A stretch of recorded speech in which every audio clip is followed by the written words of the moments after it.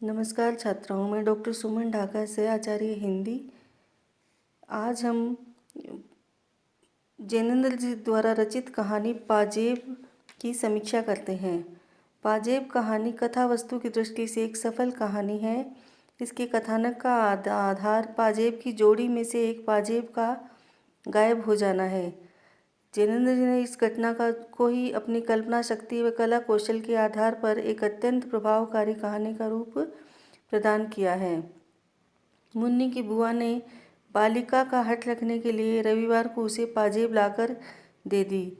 उन्हें पहनकर वह प्रसन्न हो उठी। बाद में श्रीमती जी ने वे पाजेब बॉक्स में रख दी। बुआ अपने घर चली गई। रात्रि को जब पत्नी ने देखा तो एक पाजेब गायब थी। बंसी नौकर ने पाजेब लेने से इनकार कर दिया। आशुतोष उस शाम को एक पतंग तथा डोर का नया पन्ना लाया था, अतः आशुतोष पर पाजेब लेने का संदेह किया गया। आशुतोष भय और त्रास से स्वीकार कर लेता है कि उसने पाजेब 11 आने में पतंग वाले को दे दी। उसने 5 आने अपने मित्र छुन्नू को दे दिए और शेष पैसे थोड़े थोड़े करके देने को कह दिया है। लेखक आशुतोष को 5 आने पैसे देकर अपने भाई प्रकाश के साथ पतंग वाले से पाजेब लेने भेजता है, लेकिन आशुतोष मार्ग में ही घर भाग आता है। उसे फिर 1 रुपया देकर पाजेब लाने के लिए कहा जाता है, किंतु वह जाने को तैयार नहीं होता। इसी बीच बुआ आ जाती है। लेखक से वार्तालाप करते हुए बुआ ने एक छोटा सा बॉक्स अपने सरकाते हुए कहा कि इसमें वे कागज़ है जो तुमने मांगे थे। साथ ही अपने वो बास्केट की जेब में एक पाजेब निकालते हुए कहा, उस रोज़ भूल से यह पाजेब मेरे साथ चली गई थी। इस प्रकार पाजेब कहानी की कथा वस्तु के माध्यम से परिस्थितियों के सार्थक विरोधाभास की अनुभूति अत्यंत मनोवैज्ञानिक भूमि पर कराई गई है और यही कारण है कि अभिव्यंजना की पद्धति के सरल होते हुए भी ये कहानी का रूप ग्रहण कर लेती है। चरित्र चित्रण की दृष्टि से पाजेब एक सफल कहानी है। संपूर्ण कहानी में लेखक श्रीमती जी, बुआ, मुन्नी, आशुतोष, छुन्नू, प्रकाश और बंसी नौकर आदि पात्र हैं।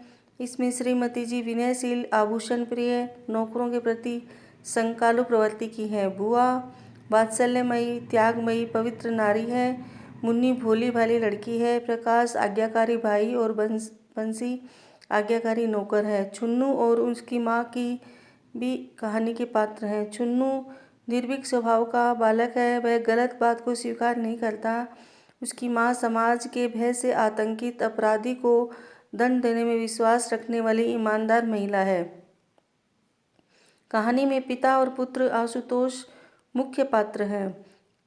कहानीकार ने इन दोनों मुख्य पात्रों की चारित्रिक विशेषताओं का अत्यंत सूक्ष्म विश्लेषण मनोविज्ञान की भूमि पर प्रस्तुत किया है। पुत्र के चोरी के अपराध से पिता स्वयं को भी अपराधी मानता है। आशुतोष एक सरल हृदय का भोला बालक है जो भय और त्रास के कारण पाजेब की चोरी को स्वीकार कर लेता है, लेकिन उसका अपराध विहीन मन उसे सदैव झकझोरता रहता है और वह बहुत समझाने और ताड़ना तथा याचना के सहन करने पर भी पतंग वाले के पास नहीं जाता, क्योंकि वह जानता है कि उसने पाजेब नहीं ली है।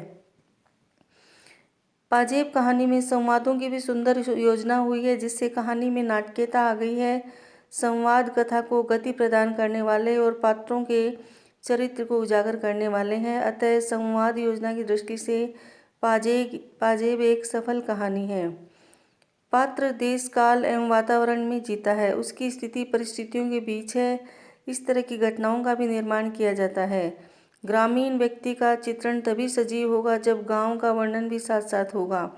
शहरी व्यक्ति के सजीव अंकन के लिए शहरी वातावरण आवश्यक है। वातावरण के निम्न 3 पक्ष माने गए हैं: हमारी इंद्रियों को प्रभावित करने वाला, हमारी सौंदर्य वृत्ति को तृप्त करने वाला, पाठक के मन में सच्ची सहानुभूति जगाने वाला। पाजेब कहानी में सीधे वर्णन द्वारा, शब्दों के प्रयोग द्वारा, पारिवारिक वर्णन द्वारा, संबंधों के वर्णन द्वारा वातावरण का सफल अंकन किया गया है। पाजेब कहानी की भाषा सरल और व्यवहारिक है तथा वाक्य छोटे छोटे हैं। कहीं कहीं केवल एक शब्द ही पूरे वाक्य के लिए रख दिया गया है, लेकिन फिर भी उसका भाव अच्छी तरह समझ में आ जाता है।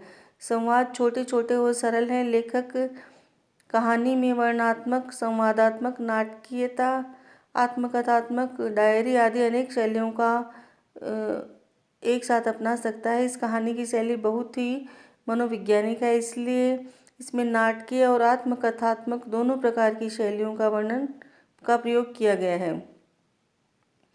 उद्देश्य, कहानीकार ने जहाँ अपनी दार्शनिक कहानियों में समाज की यथार्थवादी समस्याओं की सांसारिक घटनाओं के द्वारा उपस्थित करते हुए सूक्ष्म सिद्धांतों, सांस्कृतिक प्रेरणाओं तथा नैतिक एवं आध्यात्मिक अनुभूतियों का चित्रण किया है, वहीं मनोवैज्ञानिक कहानियों में व्यक्तियों के चरित्र का सूक्ष्म अध्ययन एवं विश्लेषण करते हुए उनके जीवन की मनोवैज्ञानिक व्याख्या प्रस्तुत की है। इस आधार पर यदि देखा जाए तो पाजेब कहानी का उद्देश्य बाल मनोवृत्ति का विश्लेषण करना और यह बताना है कि अपराध के प्रति करुणा ही होनी चाहिए, रोष का अधिकार नहीं है।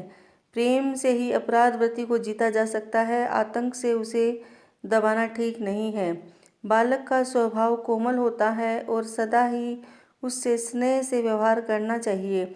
इस उद्देश्य के अंकन में कहानीकार सफल हुए। आशुतोष भी अपराधी नहीं है, लेकिन वह भय व त्रास के कारण अपराध स्वीकार कर लेता है। उस मनस्थिति में उसकी विभिन्न मनोदशाओं का कहानी में सफल अंकन हुआ है।